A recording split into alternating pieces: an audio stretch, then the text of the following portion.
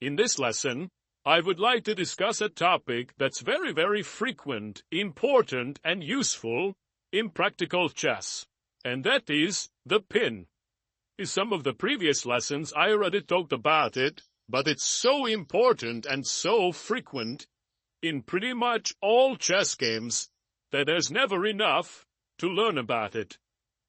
Let's go to the first position immediately.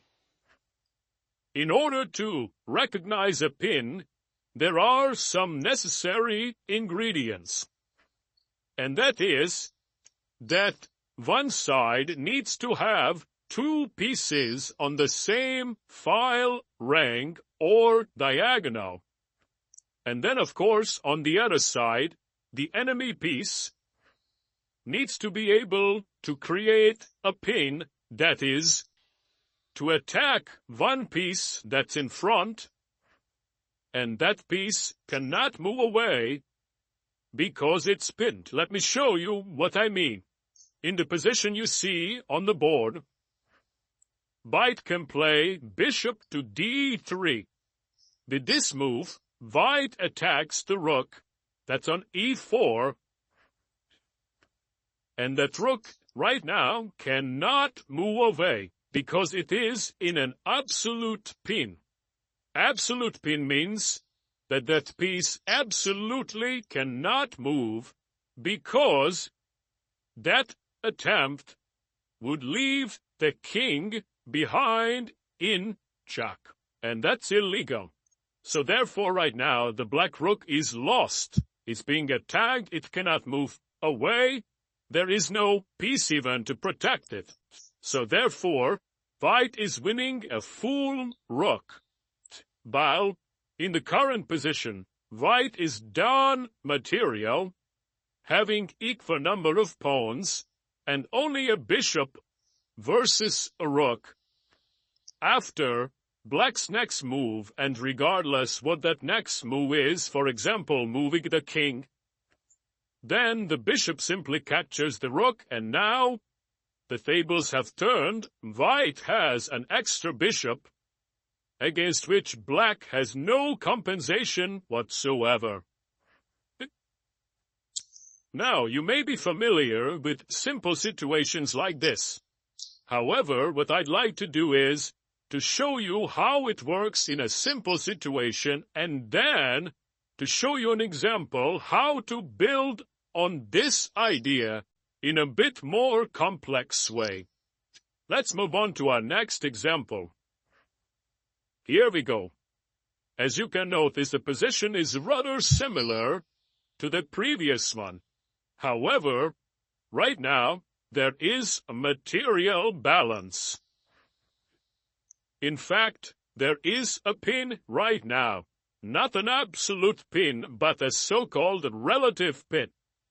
What that means is that if this bishop from e4 would be forced to move away, for example, by moving our bishop to g2 right now, attacking Black's bishop on e4 a second time, and now if this bishop would try to move away, for example, to capture the bishop of White on g2, then White would not capture the bishop back, but would instead capture the rook that was in the pin.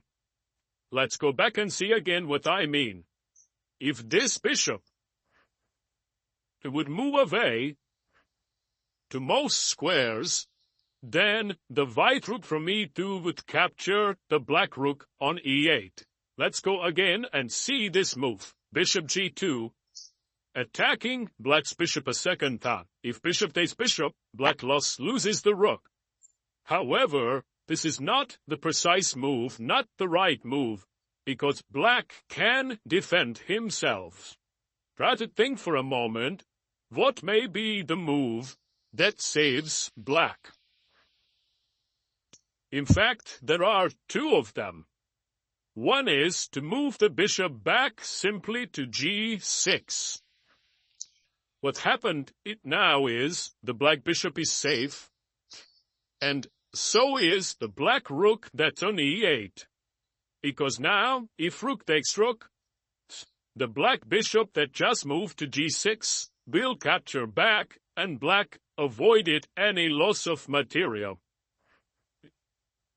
Let's go back again, and just for one more time talk about this position, and see how black can save himself in a different way. Amazingly, the bishop is safe to go also to c6 in this position. Even though the bishop seems to be unprotected on that square, as the white bishop targets c6. However, that would be a major mistake on white's part to capture it, because white would end up losing a more valuable piece, a rook. Of course, remember, a rook is worth 5 points, while a bishop only 3. Therefore, this would be a significant 2-point gain for black. So, bishop g2 is an okay move, but certainly does not win material, and in fact would miss the winning opportunity. Now, let's talk about what is the winning opportunity. Well, for that you need to think back to the very last position we saw, the first position we saw in this lesson. And there we saw how the black king ended up being on the same diagonal with black's rook. And here, white can gain material by trying to achieve the situation we had in the first example. And the correct move to success is to capture black's bishop, even though it seems that that's not a good idea, as the black rook will capture our rook. But now, if you compare this position with the very first one we saw in this lesson, you'll see that they are identical. So in fact, white achieved a winning position, as after the pinning move, bishop to d3, black's rook is stuck. Let's move on to our next example. Again, we'll start with a simple idea, and then we'll build on it. Here we go. In this position, white has a queen, which black doesn't have. However, black has a rook and knight, and an extra pawn. If you add up the numbers, 5 points for the rook, 3 for the knight, and 1 for the extra pawn that black has, you realize that actually, even though there is a very different material distribution, there is a material balance. Now, white can change that immediately, but only if they find the correct continuation. Try to think and figure out what is the idea. In this lesson, we'll mostly be talking about absolute pin. Now that means that the king is involved. So that was a big hint. That means that we are talking about the black king and the black rook. So what white needs to do is, white needs to attack the black rook in such a way that it will not be able to run away. Let's compare an attempt to attack black's rook from queen c2 compared to the correct solution. Right now, the black rook is attacked. However, it's completely safe to run away, for example to b4, and then white did not win any material. On the other hand, if white finds the correct move, which is moving the queen to h1, now all of a sudden we realize that because of the pin on the long diagonal h1 a8, the black rook cannot run away. Neither can it be protected. Of course, it's important to realize that, for example, if black's pawn would not be on c5, but, for example, would be on d6 instead, then that pawn could move up to d5 and protect the rook. But, of course, that's just an imaginary situation, and it's not the case in our possession. Therefore, in this case, black simply is losing the rook for no compensation. Let's see a somewhat different position, just like this. Well, what is different between this position and the very last one? The difference is that each side has an extra rook on e1 and e6. Therefore, white right now cannot jump over the rook on e1 and move the queen to h1. It would be nice, but it's impossible at the moment. So the question is, what should white do to achieve the very same position that we saw a minute ago? Well, in this case, the task is to make a trade on e4. Now, if black does not capture the white rook, then white simply won a rook and already accomplished the goal.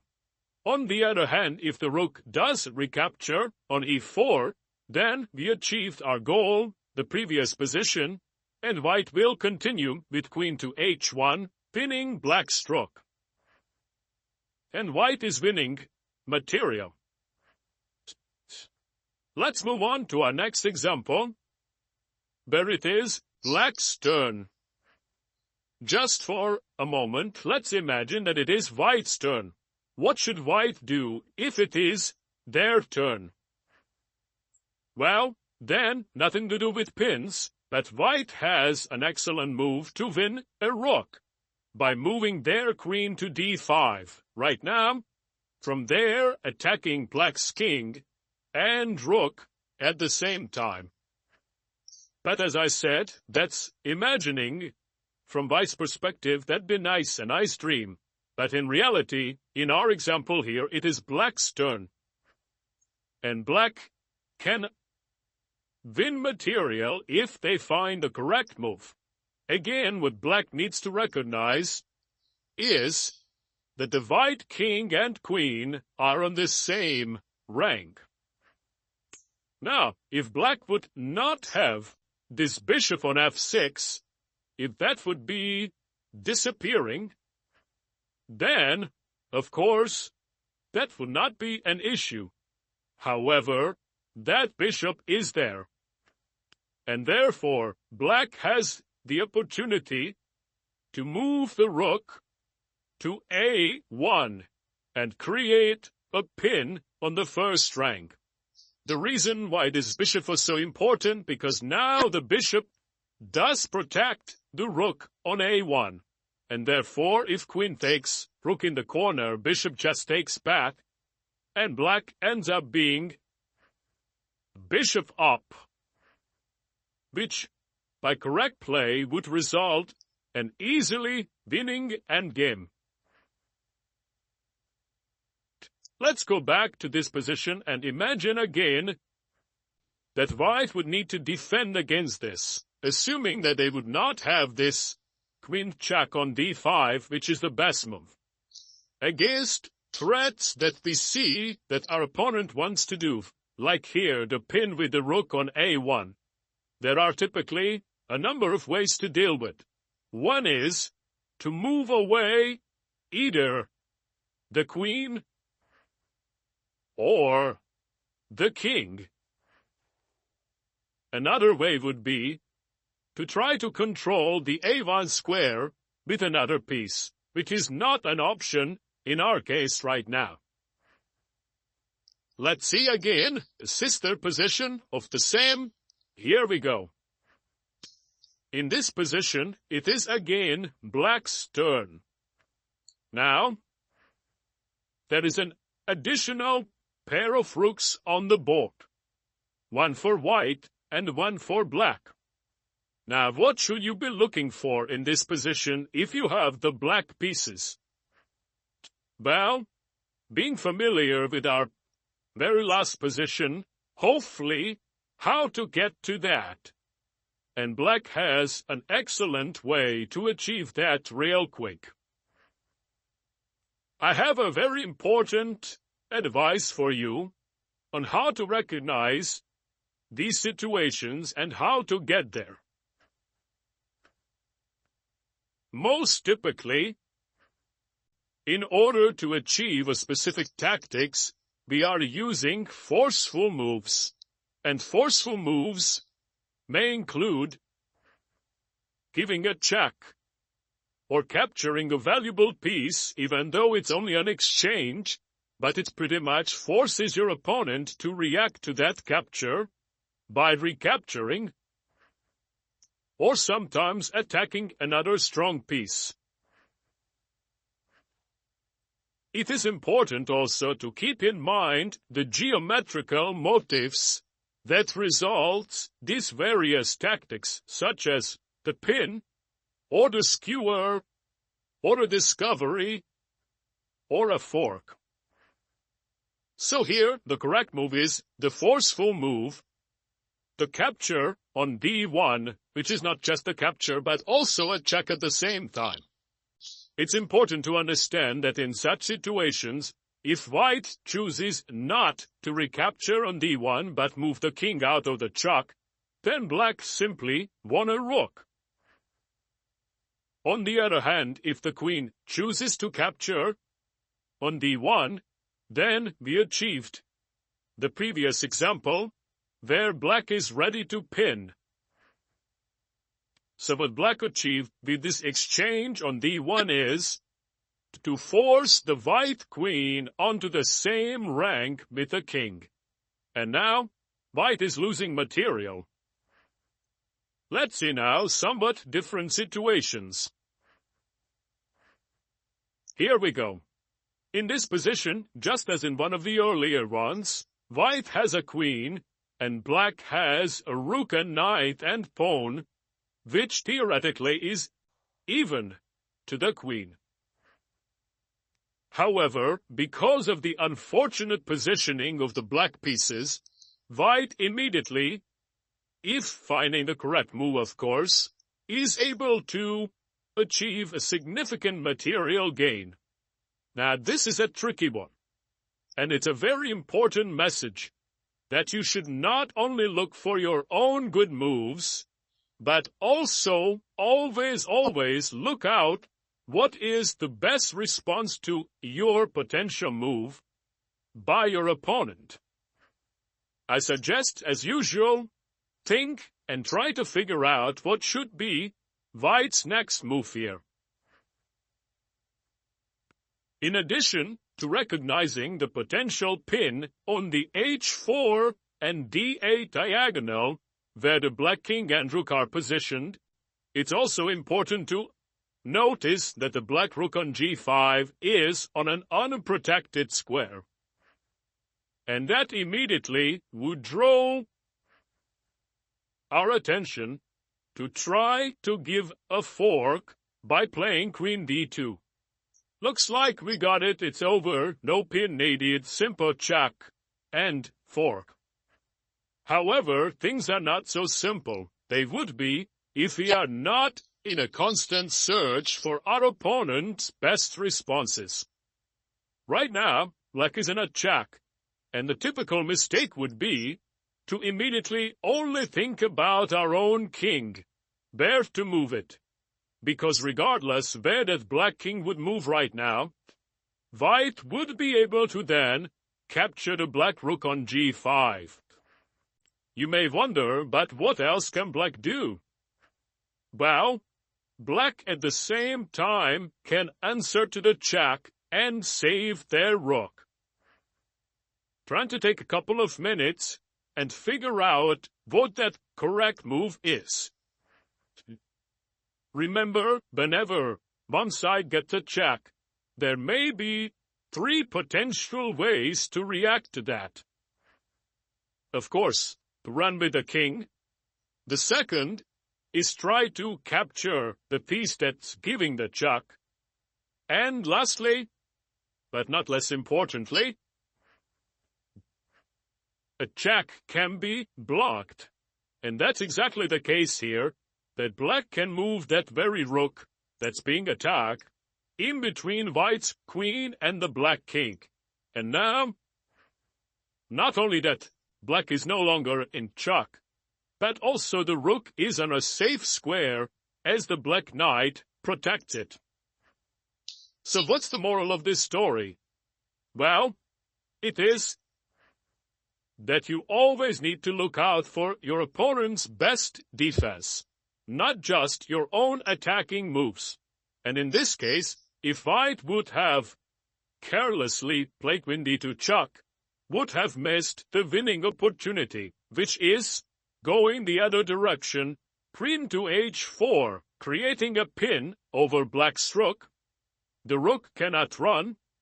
The only way to protect the rook is to push the pawn up to h6. And now, a new idea that we have not talked about yet in this lesson is, when you already have an existing pin, however, capturing the pinned piece wouldn't be a wise idea like here. After queen takes rook, white would lose a stronger piece than it would gain, because black's pawn would be captured. In these cases, what we need to do, if we can, to try to attack the pinned piece by a lower value piece, which typically is a pawn, but could be a bishop or a knight as well. What happens now is, the black rook, even though it's being attacked, it cannot run away, because in turn that would leave the black king in attack. Black now, unavoidably, is losing material. Let's move on to our next example. Here we go. Well, this is a situation of a relative pin, not an absolute pin. What that means is that if right now black would try to move his knight, he could, although he would be likely to regret it, because then white's bishop would capture the queen. So what does white need to do to take advantage of this situation? Just like in the previous example, capturing black's knight immediately would not lead to any kind of gain, because black's queen is protecting the knight, and the bishop and the knight are of equal value. What white needs to do is to pile up on that knight until black doesn't have any more pieces to defend it. The correct first move is to move the queen to h4. Now, the black knight is attacked twice, because if the white bishop would get to capture it, then the white bishop would be safe there, the white queen protecting it. Black for now can move his king to protect the knight, but white, thanks to the fact that they no longer have the pawn on f2, can bring a third piece to attack the knight, and black is stuck. There is no more defense for the knight, and of course if the knight moves, black would lose an even stronger piece, the queen, and would be lost. Let's move on to the next example. Here we go. In this position, black has an extra pawn if you look around on the material balance side. Each side has a queen, a rook, a knight, and black has 6 pawns versus 5. However, again we can notice that the black king and rook are on the very same diagonal, and that gives white the opportunity to win material. You may think that, wait a minute, there is a pawn hanging here. Isn't that the right move to just capture it? No. And that reminds me of the famous saying, when you see a good move, good, look for a better one. And this is one of those typical situations that white could win that pawn, but can do a whole lot better. And namely, attack the rook that's on the same diagonal with black's king.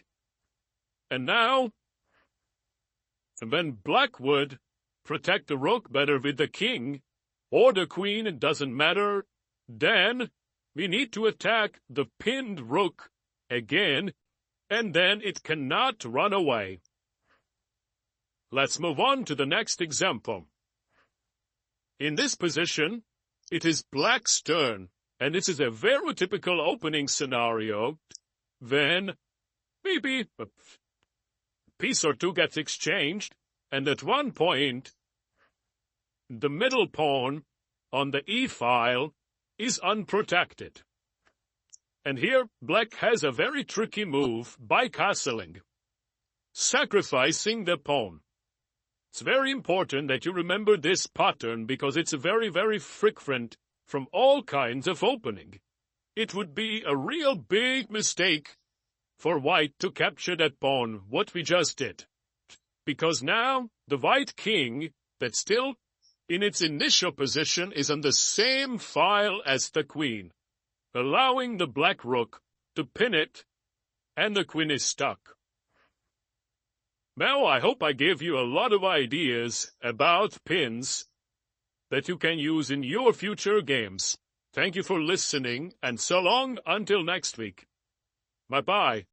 Thank you for watching the video. Don't forget to give us a like and subscribe.